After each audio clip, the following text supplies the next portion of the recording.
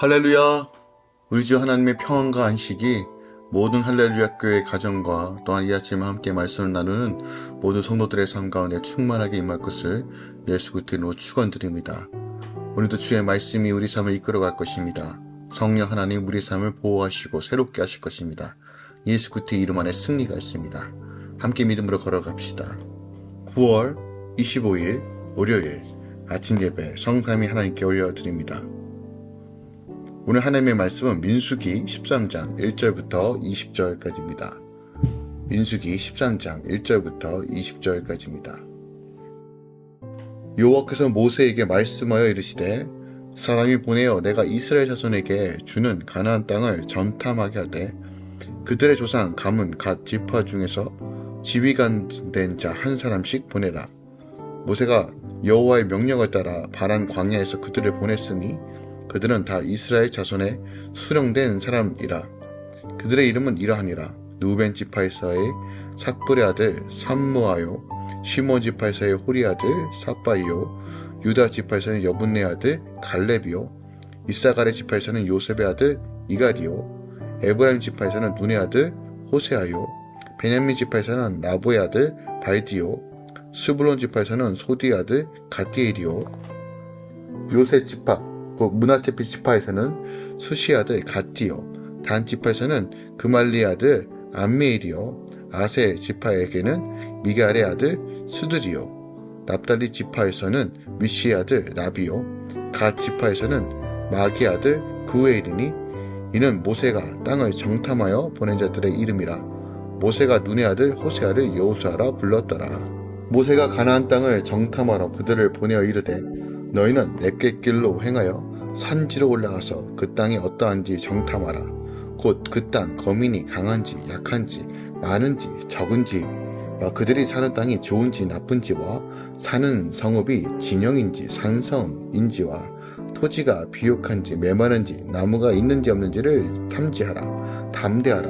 또 그 땅의 실과를 가져오라 하니 그때는 포도가 처음 익을 쯤이었더라. 아멘. 하나님의 말씀입니다. 오늘 본문은 하나님께서 이스라엘 백성들을 가나안으로 인도하시기 전에 갓 지파 중에서 대표 12를 보내어 그 땅을 정탐하게 하십니다. 이 명령대로 모세는 하나님의 구원하시기를 소망하며 12사람을 보내죠. 그리고 그들에게 가나안 땅의 거민과 토지와 성읍을 정탐한 후 그 땅의 실과를 가져오라고 명하고 계십니다. 이제 실질적으로 가데스에 집결한 이스라엘 백성들이 가나안 정복을 개시하기 위해 준비한 일원으로 12명의 정탐꾼을 가나안 땅에 보내는 장면이 기록하고 있습니다. 하나님께서 가나안 땅의 정탐 명령 가운데 12명의 정탐꾼을 성정하시고 그에 따라 어떻게 보내는지를 기록하고 있는데 이 12명의 가나안 정탐꾼은 하나님의 계획과 뜻에 따라 파송된 것처럼 보여집니다. 그러나 신명기 1장 22절에 의하면 가나안 땅 정탐꾼의 파송은 가데스에 도착하여 이제 막 가나안 정복이 개시될 시점에서 이스라엘 백성들이 가나안 땅을 그들의 기업으로 주겠다고 하신 하나님의 약속을 믿지 못하고 먼저 정탐할 것을 요청하는 데 대해 하나님께서 마지못해 허락하신 것이라고 기록되어 있습니다. 결국 이런 불신앙적 이스라엘 백성들의 요구에 따라 이루어진 가나안 정탐은 긍정적 결과보다는 부정적 결과를 가져와 가데스 바냐에서 대반역이 일어나고 이 사건으로 인하여 38년간 광야의 방랑자로 살게 되는 비극이 시작되었다는 것이에요. 오늘 이 본문을 통해서 우리는 불신앙의 씨앗이 얼마나 큰 결과를 낳는지를 적나라하게 보여주고 있는 것이 오늘 본문 말씀의 핵심입니다. 우리가 2절을 살펴보면 이렇게 기록되어 있습니다. 사람을 보내어 내가 이스라엘 자손에게 주는 가나안 땅을 정탐하게 하되 그들의 조상의 강문 각 지파에서 지휘관 된 자 한 사람씩 보내라 라고 말합니다.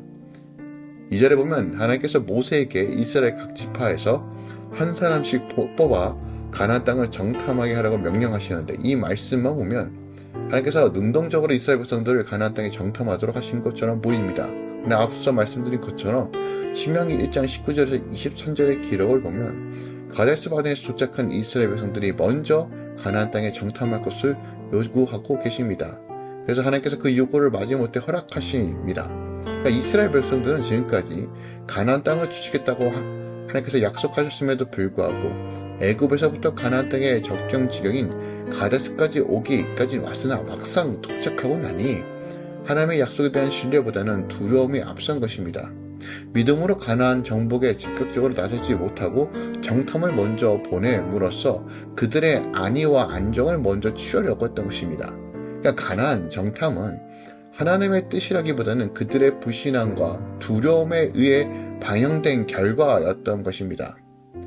물론 다른 측면에서 우리가 조심성 있게 먼저 조심스럽게 정탐을 먼저 한 후에 결정한 것이라고도 그렇게 해석할 수 있지만, 그럼에도 불구하고 이 행동의 동기가 전적인 믿음에서부터 시작된 것이 아니라 두려움과 걱정에서부터 시작되었다는 것을 신명기 1장은 우리에게 말해주고 있다는 것입니다.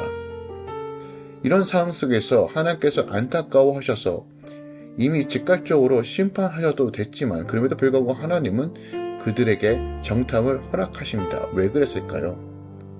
여러 가지 이유가 있을 수 있지만 그 중에 하나는 하나님께서 인간의 연약함을 아셨기 때문에, 즉 하나님께서 이스라엘 백성들의 연약함을 긍휼히 여기셔서 지금의 그들의 요구대로 가나안 땅을 정탐하는 것을 허락하셨다는 것입니다. 그리고 직접 젖과 꿀이 흐르는 가나안 땅에 대한 분명한 목격과 경험을 통해서 다시 한번 하나님의 약속의 말씀을 굳건하게 잡길 원하셨던 것입니다.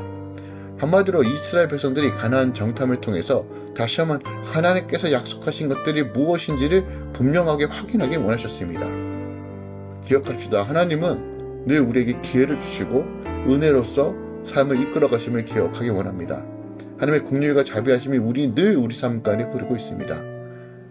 우리가 연약하면 순간순간 실패하고 넘어짐에도 불구하고 이미 그걸 다 아시고 우리 주 예수 그리스도 안에서 늘 구원을 예배하시고 예정하셨습니다. 그러므로 우리가 우리 연약함에 주목하지 않고 늘 하나님의 말씀을 붙들고 나아가는 것이 중요합니다. 두려움을 넘어 일하실 주님을 바라볼 때 우리는 새로운 것들을 날마다 꿈꿀 수 있다는 것입니다. 그렇다 하더라도 그런 하나님의 긍휼과 자비하심을 악용해서는 안 된다는 것도 우리가 기억하기 원합니다. 하나님은 우리의 연약하여 불가피하게 짓는 어떤 잘못에 대해서도 오래 참으시고 긍휼과 자비를 베푸시지만, 그것에 대해서 악용하는 모든 자들에게는 반드시 응징이 있다는 사실을 기억하기 원합니다. 하나님의 풍성한 긍휼과 자비 앞에서 항상 감사하는 마음으로 나아가야 하는 것이 바로 그리스도인의 삶의 모습입니다. 또한 2절에 보면 하나님께서 모세에게 사람을 보내어 가나안 땅을 정탐하라고 하고 말씀하시는데, 그의 앞에 보았듯이 이스라엘 민족들의 가나안 정탐은 하나님의 뜻에서 비롯되기보다는 이스라엘의 불신앙으로부터 비롯된 것입니다. 그리고 그들의 불신앙은 결국 그들로 하여금 가나안 땅에 들어가지 못하게 하는 결정적 역사를 하게 됩니다. 앞으로 계속 나누겠지만 이 불신앙으로부터 시작된 것들, 그리고 실질적으로 그 땅을 정탐하고 돌아왔던 정탐꾼들의 반응들은 그들이 본 그대로 선포합니다. 두려움에서 시작된 이 정탐이 결국 두려움으로 마치는 것을 보게 됩니다. 큰 안악자손과 그리고 그들의 광대함과 그들의 우람함과 전쟁이 늘한 것을 보면서 자신들과 비교하면서 자신들은 안 된다라고 단정 지은 것입니다. 기억합시다. 믿음의 눈으로 시작한 정탐이 아니니까, 인간의 눈과 땅의 시선을 바라본 정탐이니까 결국 땅의 시선으로 갖고 오는 것입니다. 하나님의 언약의 약속을 받지 않고 믿지 않고 나가는 자의 삶은 늘 이와 같습니다. 그러므로 우리가 어떤 일을 시작하기 전에 늘 믿음으로써 시작하고 하나님께서 이루실 것을 바라보며 나아가는 것, 이것이 핵심이라는 것입니다. 지금까지 그들은 불기둥과 구름기둥을 인도하시며 만나와 메추라기를 머리시는 전능하신 하나님을 목도했습니다. 그럼에도 불구하고 막상 그 현실의 문제 앞에 와 닿으니까 두려움으로 그 두려움을 극복하기 위해 또 다른 두려움의 확인 방법, 눈으로 확인하려고 들어간 것입니다. 믿음이 아닌 것에 시작된 것은 늘 믿음이 아닌 것으로 역사하는 것입니다. 오늘 이 말씀을 참 기억하길 원합니다. 우리는 하나님의 말씀을 붙잡을 때만이 온전해질 수 있습니다. 언약의 말씀을 붙잡고 주와 동행하는 삶을 살아야 됩니다. 시작과 끝이 믿음으로 시작하고 소망을 하나님께 두을 때 말이에요. 우리 운전해 줄 수 있습니다. 당시 여호수아와 갈렙만이 이 믿음을 지켰고 믿음의 눈으로 가나안 땅을 보게 됩니다. 우리 현실의 눈으로 바라보면 아무것도 할 수 없습니다. 하지만 믿음의 눈으로 보고 담대함으로 나아갈 때 주님이 함께 하심을 보는 것입니다. 오늘 가데스 바냐의 사건, 불신앙으로 시작했던 이 정탐이 결국 하나님의 어긋남으로 불신으로 마무리되었던 이 안타까운 사실들을 우리는 목도하면서 우리가 지금까지 어떻게 살아야 되는지, 하나님을 어떻게 바라봐야 되는지 다시 한번 점검해 보기 원합니다. 이사야 12장 2절입니다. 보라, 하나님은 나의 구원이시라. 내가 의리하고 두려움이 없으리니 주 여호와는 나의 힘이시며 나의 노래시며 나의 구원이시다 라고 말합니다. 하나님 말이 나의 구원이십니다. 그분을 노래하고 바라보고 선포할 때 우리 삶 가운데 구원이 임하는 것입니다. 오늘도 이 구원자 하나님과 함께 동행하며 오늘도 믿음으로 승리하는 하루 되시길 예수 그리스도로 축원드리고 또 부탁드립니다. 기도하겠습니다. 사랑하는 주님 감사드립니다. 오늘 가나안 땅 정탐을 위하여 12명의 사람들을 보내는 이 장면들을 목도합니다. 그러나 이 정탐의 시작이 믿음으로 시작한 것이 아니라 불신앙으로부터 시작되었음을 신명기가 분명히 언급합니다. 그리고 그 결과는 처참합니다. 분명히 보고 왔음에도 불구하고 크고 큰 과실을 봤음에도 불구하고 이들은 두려움에 휩싸여 그만 포기하고 하나님을 저주합니다. 주님, 우리가 매에 따라 매 순간마다 믿음의 눈을 열어보는 놀라운 역사들이 일어나기 원합니다. 현실은 크고 낙담스럽고 절망 가운데 있을지라도 믿음의 눈을 들어 하나님의 영광과 하늘의 문이 열리는 것을 보는 역사들이 이루어지게 하여 주시옵소서. 주님이 우리와 함께 하심을 분명히 믿고 순종함으로 나아가게 하여 주시옵소서.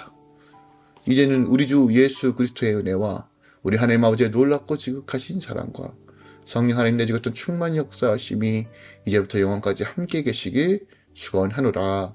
아멘.